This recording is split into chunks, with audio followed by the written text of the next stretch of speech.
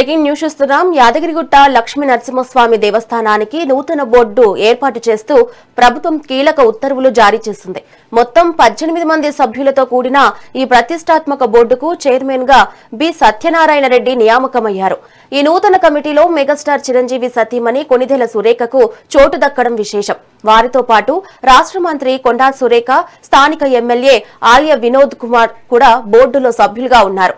సుదీర్ఘ నిరీక్షణ తర్వాత ప్రభుత్వం యాదగిరిగుట్ట పాలక మండలిలోని ప్రకటించడంలో భక్తుల్లో మరింత రాజకీయ వర్గాల్లో హర్షం వ్యక్తమవుతుంది.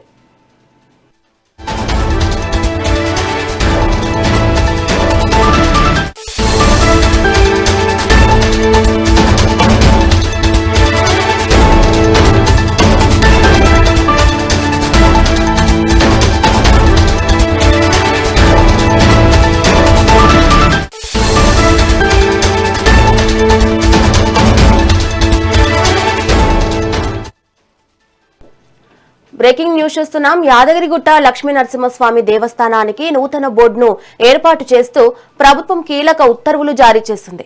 మొత్తం 18 మంది సభ్యులతో కూడిన ఈ ప్రతిష్టాత్మక బోర్డుకు చైర్మన్ గా బి సత్యనారాయణ రెడ్డి నియామకమయ్యారు. ఈ నూతన కమిటీలో మెగాస్టార్ చిరంజీవి సతీమణి కొణిదెల సురేఖకు చోటు దక్కడం విశేషం.